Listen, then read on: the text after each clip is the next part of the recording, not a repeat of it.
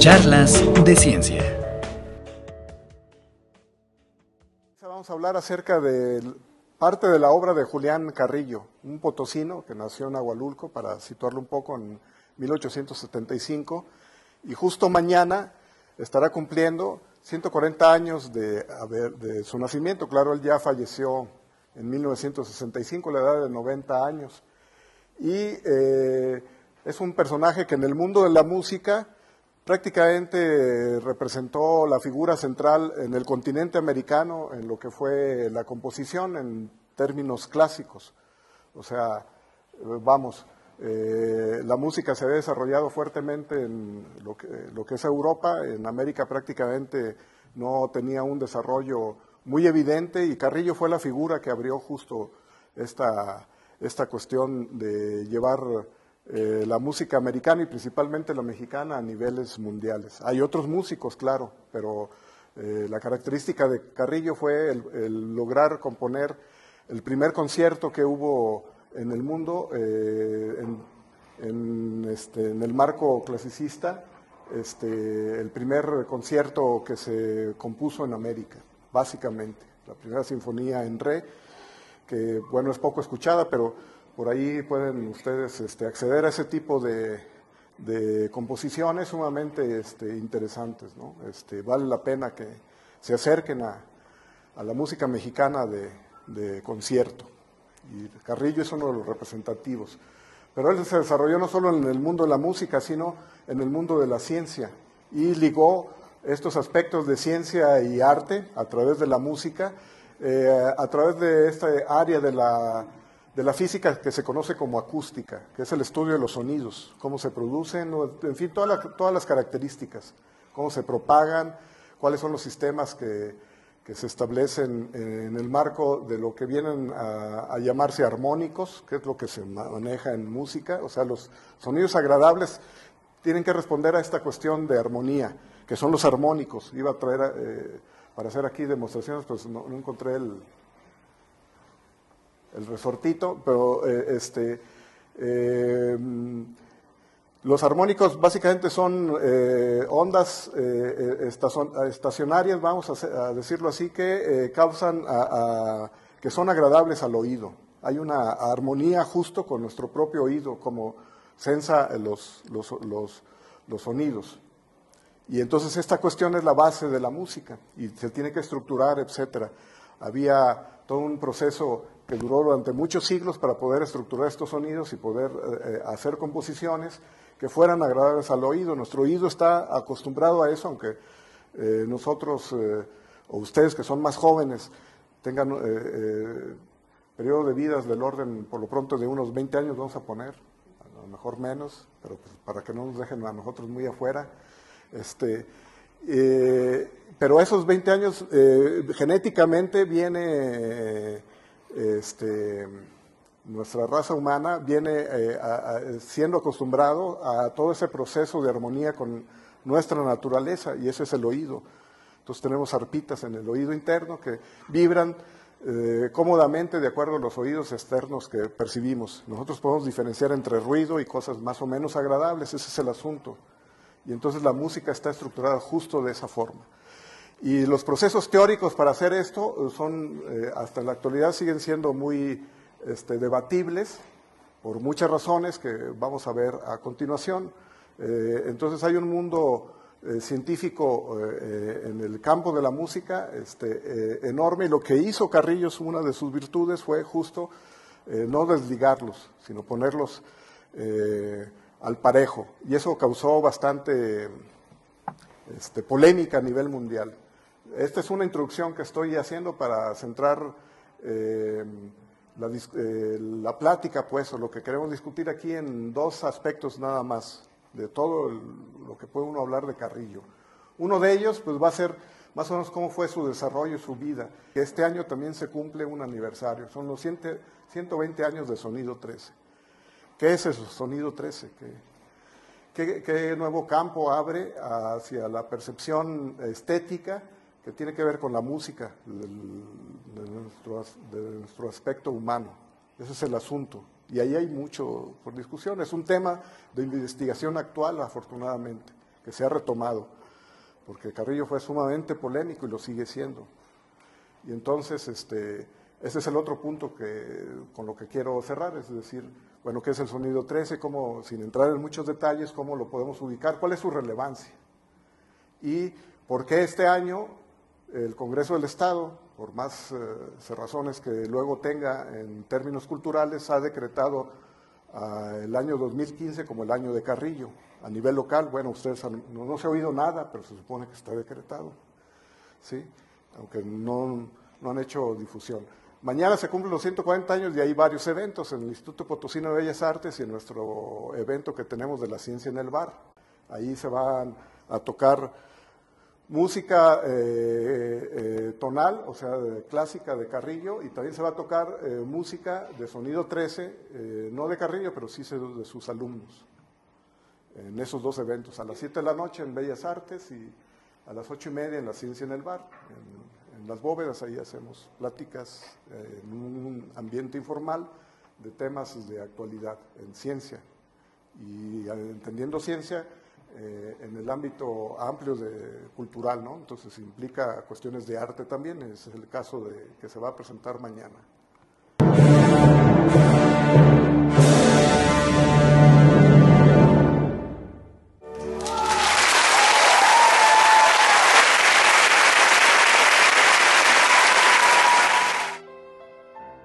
Ese hombre que está ahí soy yo. Soy compositor.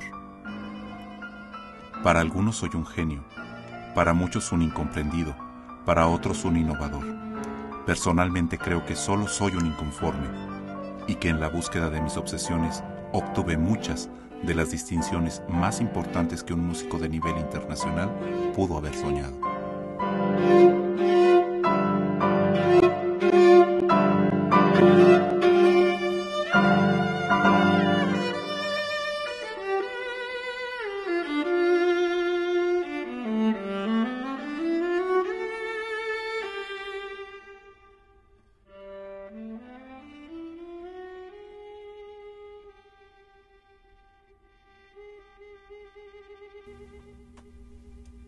Mi nombre es Julián Carrillo y nací en Agualulco, San Luis Potosí, el 28 de enero de 1875 y nunca estuve conforme con mi destino.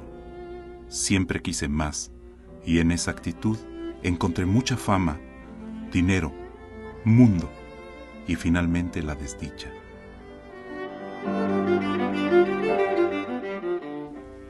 Julián Carrillo pertenece al pequeño grupo de músicos mexicanos que han trascendido nuestro país.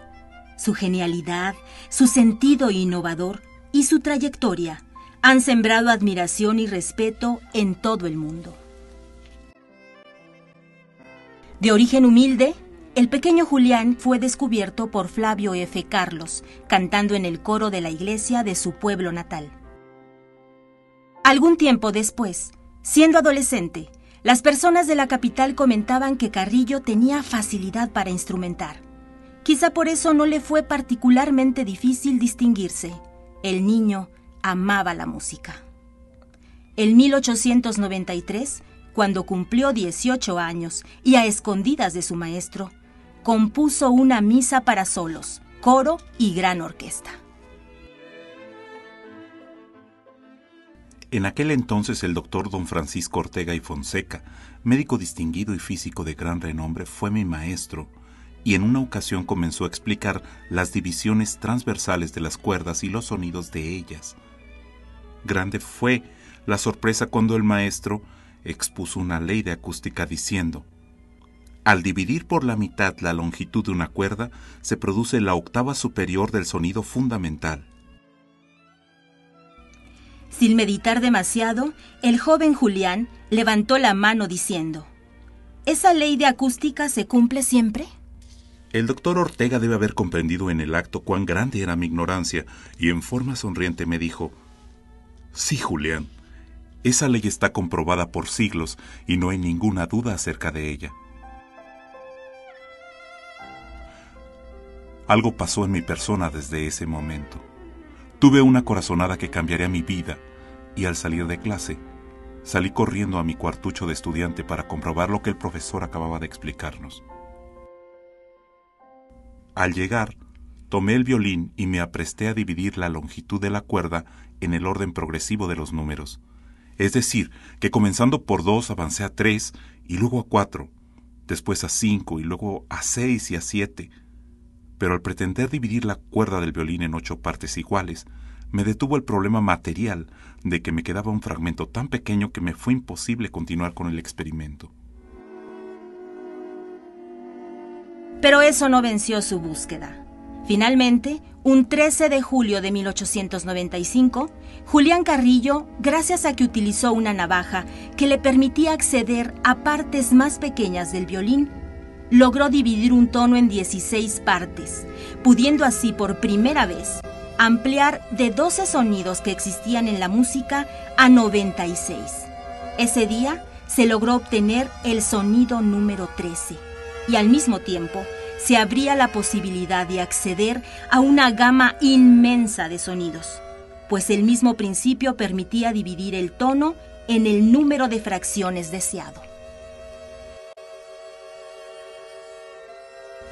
Desde entonces, quedaron conquistados los 16avos de tono, pues logré en ese mismo instante romper el ciclo clásico de los sonidos musicales, o sea, los 12 sonidos que había tenido la música durante siglos, y con aquel sencillo experimento se inició la revolución musical del sonido 13, aunque por el momento no valorara yo la importancia y trascendencia del hallazgo, y lo hice a un lado. Por aquel tiempo, a Carrillo le interesaba seguir estudiando, y logró conseguir el apoyo de varios funcionarios. Entre ellos, destacan el entonces gobernador del estado, general Carlos Díez Gutiérrez, y posteriormente el entonces presidente de la República, general Porfirio Díaz, quien personalmente le concedió una pensión para que fuera a Europa a continuar sus estudios. En junio de 1899 partí hacia París, luego a Alemania, en donde se encontraban los mejores músicos del mundo, y finalmente me instalé en Leipzig, por mi interés de ingresar al Conservatorio Real de Música. Sin que pasara mucho tiempo, logró importantes estrenos que continuaron subrayando su carrera de forma brillante. En 1902, estrenó con la orquesta del Real Conservatorio y bajo su dirección, la Sinfonía en Re mayor para gran orquesta, honor nunca concedido a ningún latino. Esta sinfonía ha sido calificada como la primera de formas clásicas escritas por un músico del Nuevo Mundo.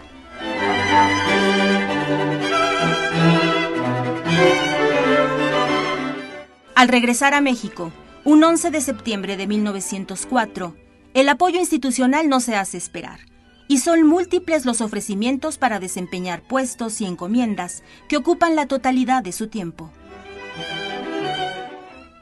Aún así, se permite viajar a Nueva York y funda la Orquesta América, con la cual obtiene la aprobación de crítica y público especializado.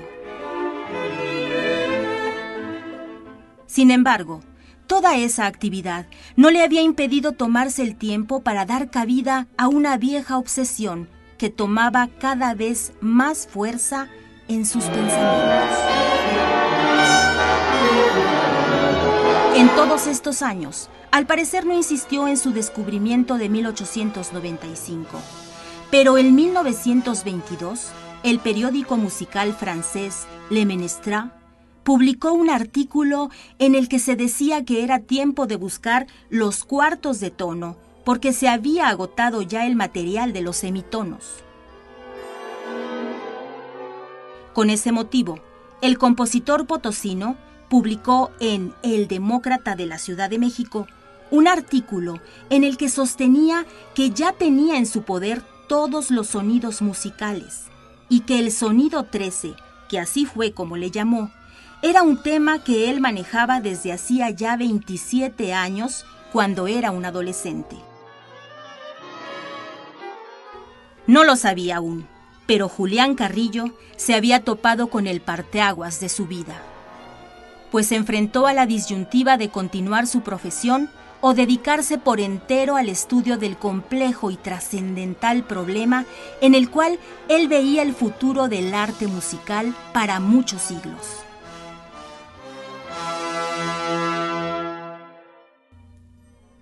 Dar a conocer la teoría del sonido 13 me imponía un gran número de actividades. Antes que nada, era necesario emprender una campaña de difusión, organizar una gran orquesta sinfónica para presentar mi nueva música, y eso requería, por ejemplo, de construir nuevos instrumentos que fueran capaces de poner en práctica mi descubrimiento. Carrillo tuvo que sacrificar su patrimonio familiar para hacer frente a los gastos que demandaba su gran campaña. Así, el 15 de febrero de 1925 tuvo lugar en el Teatro Principal de la Ciudad de México el primer concierto público con composiciones escritas por Julián Carrillo, en cuartos, octavos y 16avos de tono, usando un instrumental que fue desarrollado previamente, causando gran admiración entre músicos locales y extranjeros. El gran músico Leopoldo Stokowski le dijo a Carrillo: con los 16avos de tono, usted empieza una nueva era musical, y yo deseo estar al servicio de esa causa. Producto de ese reconocimiento, aquel preciado método fue aplaudido en Nueva York, después en Filadelfia y de ahí en gran parte del mundo. George Rimsky-Korsakov le comunicó a Julián Carrillo que estaba autorizado por los mandatarios rusos para implantar las teorías de Carrillo en el Conservatorio de Leningrado y en el Instituto de Ciencias de su país, y para tal efecto le pidió libros, instrucciones e instrumentos. El día de la primera ejecución en Filadelfia, Stokowski dirigió al público unas palabras que deben de satisfacer no solo a México, sino a todos los países del Nuevo Mundo, pues dijo: por fortuna para América, ningún músico europeo tiene nada que reclamar en esta revolución musical, pues todo se debe a un indio que desciende de los dueños del continente. El maestro trabajó el resto de su vida en exponer y difundir su teoría del sonido 13, muchas veces con sus propios recursos y sin ninguna ayuda oficial. Esta ardua labor fue elogiada y aplaudida en Europa y Estados Unidos, en tanto que en México no solo fue ignorada, sino atacada en varias ocasiones. Esta situación le ocasionó muchos sinsabores al final de su vida, pues al saberse poseedor de un cambio extraordinario en la manera de ejecutar y percibir la música, no entendía la reticencia oficial a un cambio de paradigmas musicales llevado a cuestas de su esfuerzo y a beneficio de nuestro país. Ese nuevo sonido fue el que se produjo a la distancia de un 16avo de tono sobre la nota sol de la cuarta cuerda del violín, sonido que surgiera del experimento realizado por Carrillo, coincidentemente aquel 13 de julio de 1895. Julián Carrillo falleció en su casa, en la calle del Santísimo, número 25 de San Ángel. Pocos días antes de su muerte, había escrito: agradezco y agradeceré siempre que sean los más grandes y cultos países del mundo, como Estados Unidos, Francia, Bélgica y hoy muy especialmente la URSS, quienes sean a manera de ángeles custodios para salvaguardar el tesoro musical de México que casi la totalidad de nuestros músicos no supo comprender. Julián Carrillo, considerado un genio de la música. Sus restos descansan en la Rotonda de los Hombres Ilustres de la Ciudad de México, y su enorme legado sigue esperando la apertura, la comprensión y el arrojo que permitan dinamizar la música del siglo XXI.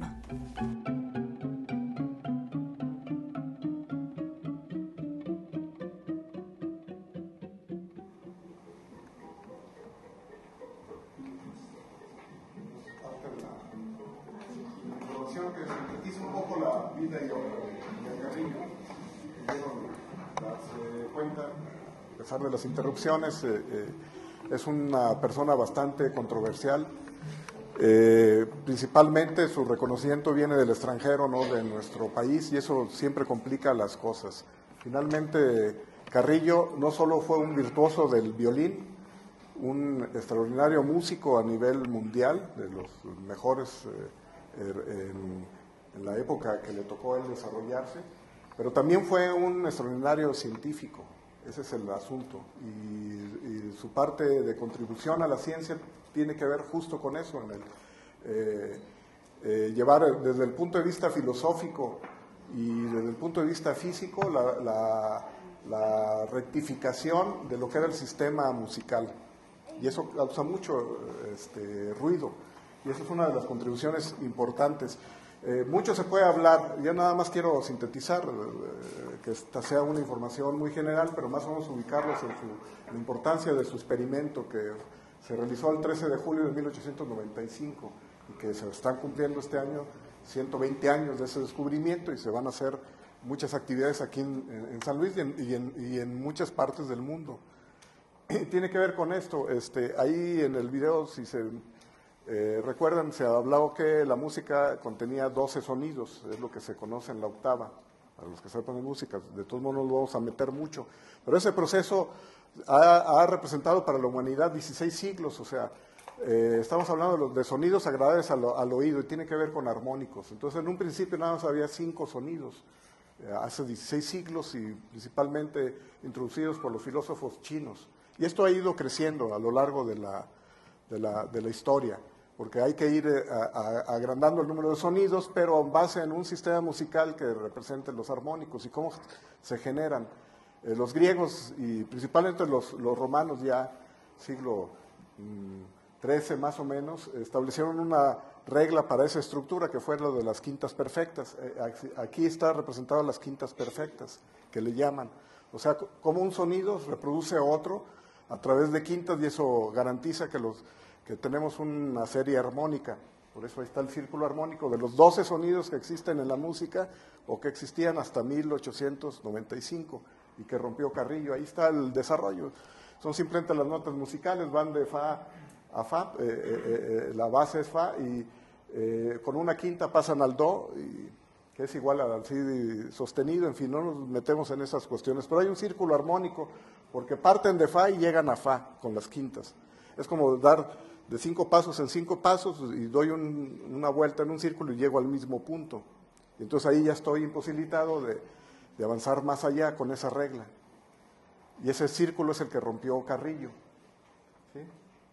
En quintas exactas se producen los 12 sonidos. Aquí podemos hacer ejercicios acústicos si quieren. Entonces son los 12 sonidos que existen en la música. Adelante. ¿Qué hacen los matemáticos en el siglo XVI? Ramos de Pareja. Dice, bueno, esos 12 sonidos, yo los voy a dividir, es como dividir esta distancia en partes iguales. Y entonces establecen una regla matemática, no nos vamos a meter en más detalles. La regla es raíz dosava, que se puede escribir así como 1 entre 12, esa es una raíz dosava de 2, que es ese valor. Y esa es la separación en frecuencias entre punto y punto. Es una regla matemática, una relación. En 1722, esa ecuación, fíjense, como aunque sea en el arte, hay que usar ciencia y hay que usar matemática. Bach lo usó.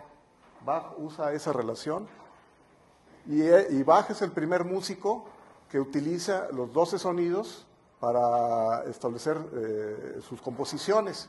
A partir de ahí, todos los músicos, toda la música se establece en esa estructura de 12 sonidos. Y la primera obra fue el clavicordio bien temperado, que lo pueden conseguir por ahí, es el uso de los 12 sonidos, ya en el arte de la composición, todo lo que quieran, y por primera vez lo usa Bach, 1722. Y entonces seguimos adelante, ¿qué es lo que hace Carrillo? Pues el 13 de julio de 1895, como dice el video, jugó con el violín en una clase de acústica. Él no tuvo educación de primeras letras, la suspendió en cierto momento por cuestiones económicas. Su fuerte era el violín, se metió de manera empírica a eso, su virtuosismo hizo que fuera al conservatorio y ahí se enfrentó a un curso de física, de acústica.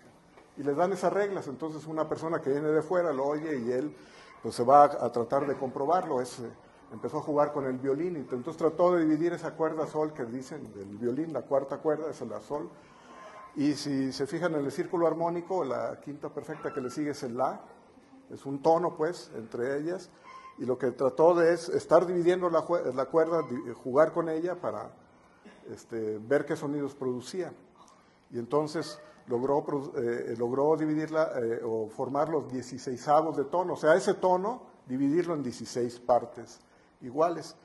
Físicamente es muy complicado, pues, con el dedo, por eso usó la navaja, etcétera. No entramos en más detalles, pero entonces la relación simplemente es como lo establece Ramos de pareja. En vez de la raíz dosava de 2, que es dividir el tono en 12 partes, por eso 1 entre 12, él lo divide en 16, aparece ese número 96, ahorita les digo por qué, y les da ese valor que es diferente al otro. Entonces, esa es la relación matemática que logró diferenciar entre sonidos armónicos, microtonales porque son más bajos que el tono.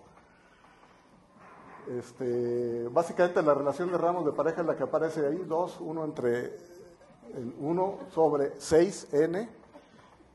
Entonces, ¿cómo se trabaja esa relación matemáticamente en la práctica? Es rápidamente, el 6 que está abajo es el número de tonos que hay en una octava. O sea, van do, re, mi, fa, sol, hasta otra vez el do, eso es una octava. El número de tonos son 6, hay 12 sonidos, pero de esos son 6 tonos y 6 semitonos. Y la separación entre todos ellos son a través de semitonos, o sea, mitades de tono. Entonces el 6 habla del número de tonos y n es el número de partes en lo que quieran dividir el tono. Entonces si él lo divide en 16 lo multiplican por 6 y les da el 96. Esa es la representación matemática. ¿Sí? Adelante. ¿Y qué es esto? Entonces, miren, do a re es un tono. En intermedio está el do sostenido, que es un semitono.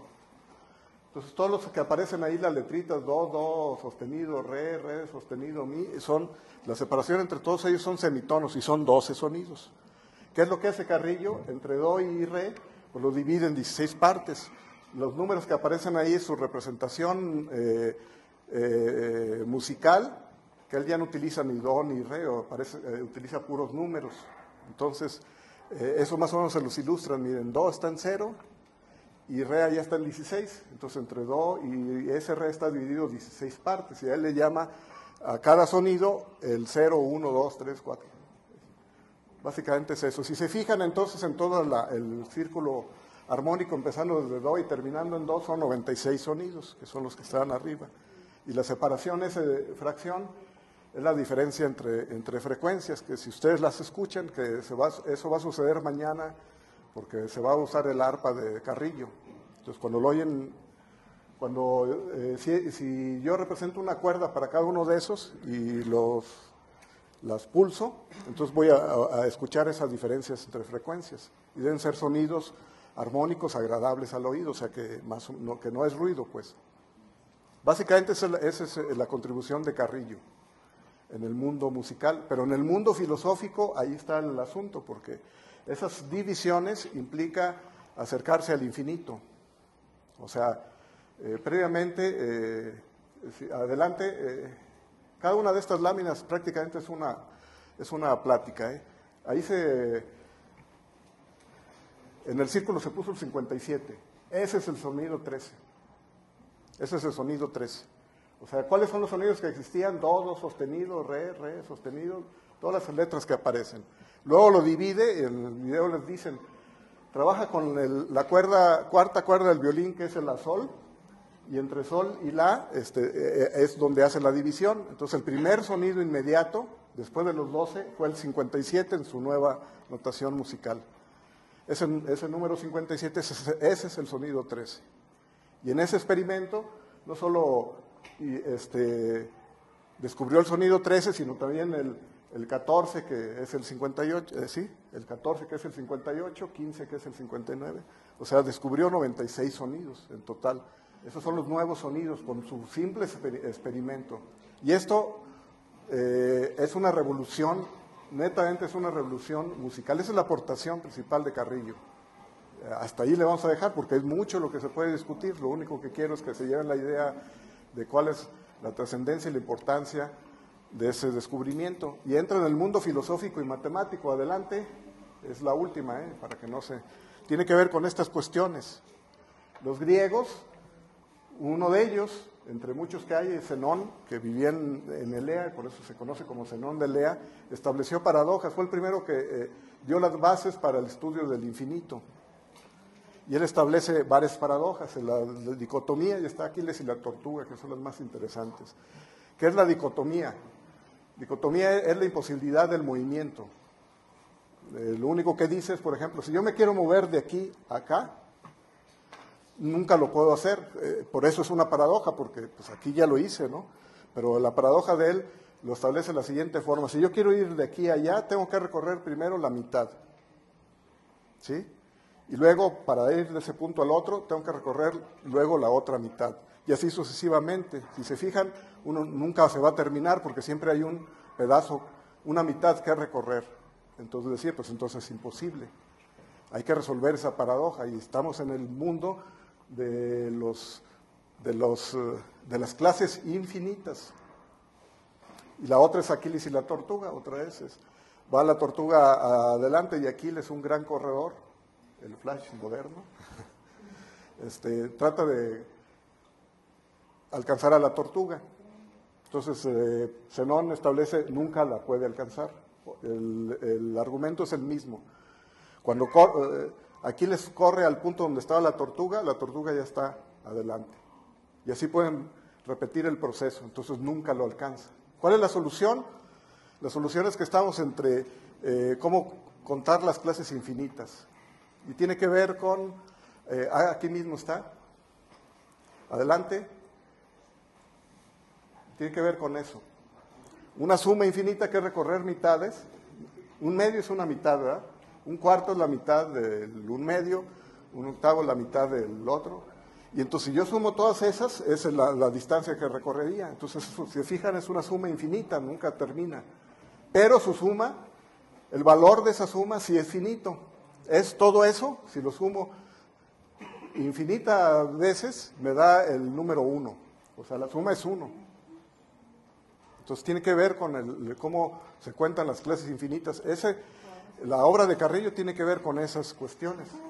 Este es el asunto. Este sigue siendo de actualidad, porque en el siglo XIX, pasaron muchos siglos, otra vez del orden de 16 siglos, porque las paradojas de Zenón tienen que ver más o menos con la época en que se establecían estos 5 armónicos, etcétera. Pero George Cantor y otros investigadores matemáticos en el siglo XIX se meten a trabajar lo que es la clase infinita y crea otra paradoja que dice, el todo no es mayor que algunas de sus partes.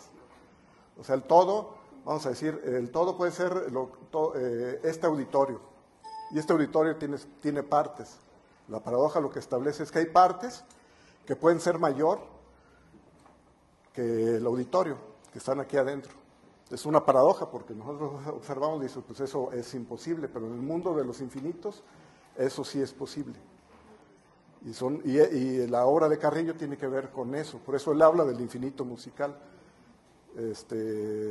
Nada más lo estoy mencionando, estas cosas habría que meterse a detalle, a profundidad. Entonces, en la actualidad los filósofos siguen estudiando este tipo de cosas y los matemáticos. Acaba de pasar un congreso de matemáticas internacional dedicado a Carrillo en noviembre y se discutieron esto y muchas otras cosas en el cual las matemáticas o la música se estudia desde el punto de vista de las matemáticas. Y hay cosas muy locas luego, ¿no? Geometrías fractales y todo lo que quieran. Todo eso tiene que ver con la música, las matemáticas. Entonces, este es el asunto, ¿no?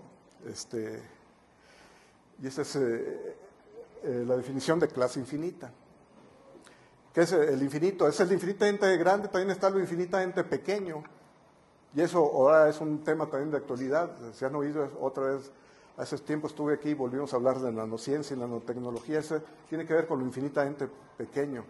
O sea, Lo infinito también es lo que se conoce como infinitesimal, ir hacia adentro, infinitamente pequeño, y ese es otro mundo, otro universo. Por eso Carrillo abre la puerta a un nuevo universo musical, como el nuevo universo que ahora nosotros vivimos en la actualidad con esa tecnología que se conoce como nanotecnología, pues tiene que ver hacia lo pequeño. Entonces, es lo que quiero dejar hasta ahí nada más como una inquietud sobre la importancia de la obra de Carrillo. Segundo mexicano nada más, ha habido 2 mexicanos en toda la historia de la ciencia que ha estado nominado a Premio Nobel de Física. Ahí bajita la mano. En 1950 para el Premio Nobel de 1951. El otro fue Manuel Sandoval Vallarta, el Instituto de Física lleva ese nombre, él estudió rayos cósmicos. Pero Carrillo también estuvo nominado con estos temas. Bien, entonces yo creo que por ahí le dejamos. Es una invitación a que se acerquen a la obra de Carrillo, tanto la de Sonido 13, que hay que acostumbrar el oído a esos sonidos, y las obras clásicas, que como se vio son las primeras obras de corte clásico compuestas en América. Bien, entonces ahí lo dejamos.